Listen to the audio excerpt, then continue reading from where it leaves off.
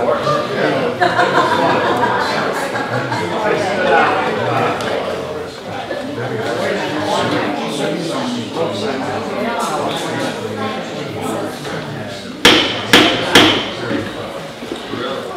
evening, ladies and gentlemen. I want to call this meeting to order.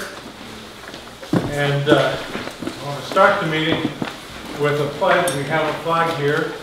By the way, you have, whoever is elected to the executive committee will have a new flag and a pole. I have it here. We're transferring it from the previous committee to you. Cash box. Who would like to lead us in the pledge? Oh, let's see a hand. Chris, thank you so much. Oh, yeah, okay.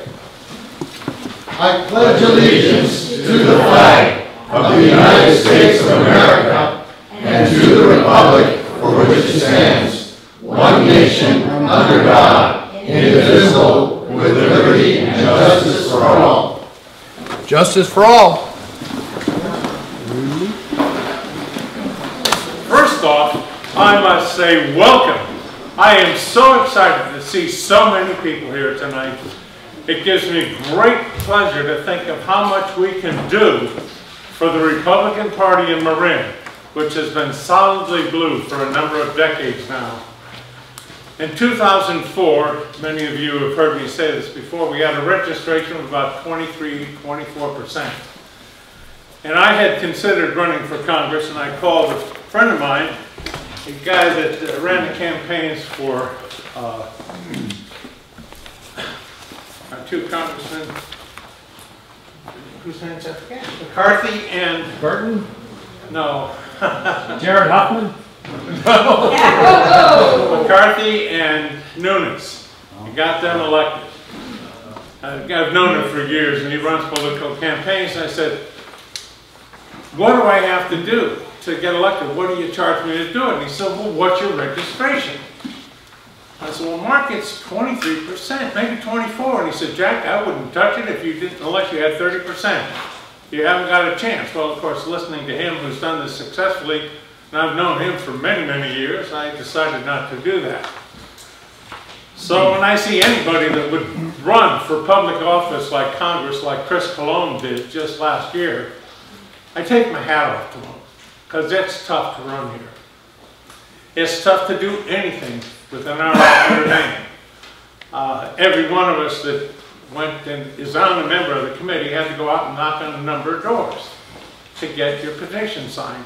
And you're knocking on friendly doors. And not all of them were even aware that we were here or that there was a party, what to do about it. So it's not easy. And what about running against hostile neighbors? And then we have Huffman.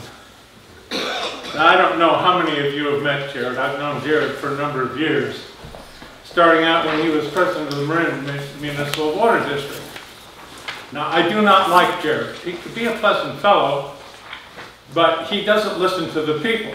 How many people remember in 1995 that the county of Marin voted to have a pipeline, direct pipeline, from the Russian River to our reservoirs? Okay, now, did that ever get built? No. Jared Huffman refused to build it. And I went to a number of meetings to get this built, and I'd stand up and say, Jared, when are you going to build it? But the bug and bunny people with their fish signs saying, you're going to kill all the fish, were at this meeting, and he listened to them. They weren't part of Marin, but he listened to them. Unfortunately, we don't have the water that we should have. Anyway, that's enough of that. So I'm happy to see all you people here. I do have a couple of things I want to say. This is a private meeting of the Marin Republican Central Committee. Now, the public is invited to attend, but we ask that you not speak out unless called upon. If you want to be called upon, please raise your hand and speak only if called upon. I hope nobody has a problem with that. And we really hope that this will stay to be a peaceful thing. There will be also no recording, video, or audio, so please turn the camera off. No. No. On which ground you're ordering? You're not elected. You are not elected. Matter of fact, I want to make a point of order. Morgan, you need to move off that table. You weren't elected. Move away from the table. Meeting is adjourned. I make a motion to Adjourn the meeting? You can't adjourn. I can adjourn the meeting as chair. You already got, You're you not- voted to order. You're done. You're out of order. I move that we elect Tom Hudson, temporary chair. Second. All in favor? Aye. Tom Hudson's the temporary chair. Okay, Tom.